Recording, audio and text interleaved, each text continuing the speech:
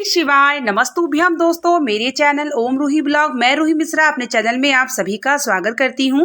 आज मैं आप सभी को शेयर करने वाली हूं 23 अप्रैल को हनुमान जयंती पड़ रही है और दिन मंगलवार को पड़ रहा है। तो हनुमान जयंती के दिन हम सभी को सुंदरकांड का पाठ किस प्रकार से करना है, क्योंकि इस दिन हनुमान जी का जन्म हुआ था और ऐसे में हनुमान जी की आराधना और दिन मंगलवार के पड़ने की वजह से बहुत ही खास है। तो ऐसे में हनुमान जी की कृपा प्राप्त करने के लिए हम सभी को सुंदरकांड का पाठ जरूर करना चाहिए। तो यही वीडियो शेयर करेंगे। अगर पसंद आएगी तो लाइक और कमेंट में जय श्री राम का नारा जरूर लगाइएगा। जब भी हम हनुमान जयंती मंगलवार के दिन पड़ रही है तो सुंदरकांड का पाठ हम कैसे करें और क्या सही विधि है जिससे आप करते हैं तो आपकी कोई भी कामना होगी तो हनुमान जी देखिए जरूर पूर्ण कर देते हैं। तो सबसे पहले आपको आसन लगा करके किसी भी समय में साफ और स्वच्छ कपड़े पहनने के बाद, चाहे महिलाएं हो चाहे पुरुष हैं, दोनों ही कर सकते हैं। सबसे पहले आपको हनुमान जी को पंचामृत से स्नान करा लेना चाहिए। अगर आप पंचामृत नहीं करा पाते तो शुद्ध जल या गंगा जल से भी स्नान जरूर कराएं। हनुमान जी हमारे महादेव के 11वें रुद्र अवतार हैं और हनुमान जी की पूजा करने से हमारी समस्त कामनाएं, रोग, दोष, बाधा सभी समाप्त होते हैं। हनुमान जयंती दिन मंगलवार के दिन पड़ रहा है तो ये बहुत ही श्रेष्ठ है। ऐसे में आपके पास अगर फोटो है, तस्वीर है, मूर्ति है तो कुछ भी आप रख के पूजा कर सकते हैं। ये उसके बाद आपको स्नान कराने के बाद इनको साफ और स्वच्छ कपड़े से पोंछ लें।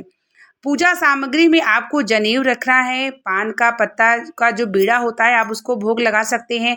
प्रिय भोग में चना गुड़ है, बेसन से बनी हुई है, नारियल है, कोई भी भोग आप ले सकते हैं। और ये जो मैं छोटे से हनुमान जी आप देख रहे हैं ये चमत्कारी हनुमान जी हैं। इनके बारे में भी वर्णन मैं किसी वीडियो में आपको डिटेल में बताऊंगी कि ये हनुमान जी हमारे घर में कैसे आए, और ये भी आप जानकर आपको भी बहुत ही आश्चर्यजनक होगा कि ऐसे भी होता है। तो इसका मैं पूरे डिटेल में आपको बताऊंगी। जो छोटे से हनुमान जी आप देख रहे होंगे, 2 हनुमान जी हमारे पास हैं। तो छोटे हनुमान जी जो हैं वो बहुत ही चमत्कारी हैं। तो कैसे हमें मंगलवार के दिन करना है, तो सबसे पहले हमें शुद्ध जल और पंचामृत से स्नान कराने के बाद उस जल का सभी प्रसाद के रूप में ग्रहण जरूर करें। और जन्मोत्सव है तो सबके घर में सुंदरकांड का पाठ जरूर होना चाहिए। उसके बाद आपको जनेऊ, इत्र, सिंदूर और दीपक के लिए या तो घी का या तेल का या चमेली का कुछ भी ले सकते हैं। पान का बीड़ा चढ़ाते हैं हनुमान जी को भोग में तो आपके सारे बीड़ा कष्ट हरते हैं हनुमान जी। नारियल चढ़ाते हैं तो सारी प्रकार की आप जो है सो भी समस्या हनुमान जी को समर्पित कर देते हैं। चने गुड़ से कामना पूर्ण होती है, मंगल ग्रह दोष आपका समाप्त हो जाता है। और मेवे का भोग, इमरती का भोग, आप कुछ भी लगा सकते हैं इनमें से। तो यहाँ मैं पान के बीड़े का भोग लगाऊंगी और यहाँ मैं सिंदूर हनुमान जी की चरणों में लगा रही हूँ। तो हनुमान जी की चरणों की सिंदूर, जो भी बालक बुद्धि से कमजोर होता है उनकी चरणों की सिंदूर अगर आप सुंदरकांड पाठ करने के बाद लगा देते हैं तो उसकी बालक की बुद्धि धीरे धीरे प्रबल हो जाती है।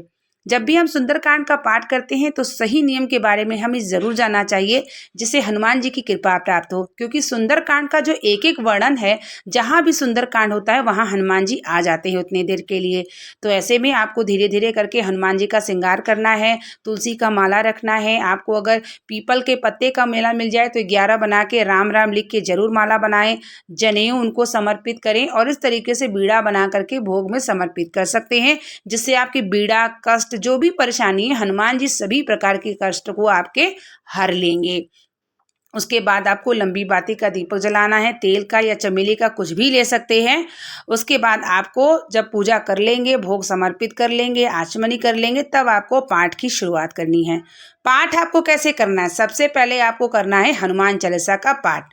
उसके बाद आपको 60 दोहे संपूर्ण में जरूर लगाना है, जैसे कि कवन सुकाज कठिन जग माही, जो नहीं हो ये तात तुम पाही। कौन से ऐसे काज है जो हनुमान जी से नहीं हो सकते, यह बल आपको यह दोहा में संपूर्ण लगा के हनुमान जी को स्मरण कराना है। और आप अपने हृदय की बात उस दिन जरूर कहिए, क्योंकि उस दिन हनुमान जी का जन्मोत्सव है, दिन मंगलवार के दिन पड़ रहा है। तो सभी के घर में हनुमान जी का सुंदरकांड का पाठ जरूर होना चाहिए। उसके बाद आप संपूर्ण लगा करके जब आप पाठ करते हैं तो आपका पाठ पूर्ण रूप से संपूर्ण माना जाता है। साथ ही आपको तुलसी जल डाल करके थोड़ा सा हनुमान जी के पास रख दें। जब आपका पाठ पूर्ण हो जाए और जब आप आरती कर ले, मंत्र जाप कर ले, तो पूरे घर में वो जल छिड़काव करें और साथ ही उस व्यक्ति को दें जो रोगी है, मानसिक परेशानी है, किसी भी प्रकार का उसकी शारीरिक पीड़ा चल रही है, तो वो जल सुंदरकांड तक जब तक आप करते हैं वो जल तुलसी डाल के वहीं रखें। सुंदरकांड पूर्ण होने के बाद वो जल को सब परिवार सहित ग्रहण करने से हनुमान जी की कृपा प्राप्त हो जाती है और स्वयं बालाजी उसके शरीर के सभी कष्टों को हरते हैं, आपके घर से रोग दोष भय सभी प्राप्त कर देते हैं, खत्म कर देते हैं जब आप पूरे घर में जल छिड़काव कर देते हैं। सुंदरकांड का पाठ थोड़ा सा आप शब्दों में उच्चारण करके बोले, धीरे धीरे बोले, जिससे हनुमान जी को जो है सुनने में मगन हो। और जितना भी सुंदरकांड आप बोल बोल के बोलते हैं, संपूर्ण लगा के बोलते हैं। और जब आपका सुंदरकांड पाठ शुरू करने से पहले हनुमान चालीसा का पाठ करना है और समाप्त होने के बाद फिर आपको हनुमान चालीसा का पाठ करना है। इससे आप हनुमान चालीसा के पाठ का संपूर्ण लगा लेंगे। उसके बाद आपको एक माला ओम हनुमते नमः का मंत्र का जाप करना है। उसके बाद आपको कपूर और लौंग जला करके आरती करनी है। आरती करके पूरे घर में दिखाएं। साथ ही हनुमान जी से प्रार्थना करें कि हे हनुमान जी, आज आपका हनुमान जी का जन्मोत्सव है, तो प्रार्थना हृदय से करिए। जो भी चेष्टा, कामना, इच्छा, जो भी पीड़ा है हनुमान जी के समक्ष जरूर रखिए। हनुमान जी ऐसे देवता हैं जो कलयुग में विराज रहे हैं और हमारे महादेव के 11वें स्वरूप हैं। वैसे तो हमारे घर में जो चमत्कारी हनुमान जी आए, महादेव की कृपा से हमारे घर में शनि मंगलवार का सुंदरकांड का पाठ हमेशा होता है, जो मैं आप लोगों को बीच बीच में शेयर करती रहती हूँ। तो आरती करने के बाद सभी परिवार को आरती दिखाएं, क्षमा प्रार्थना करें और परिवारजनों में प्रसाद को वितरण करें।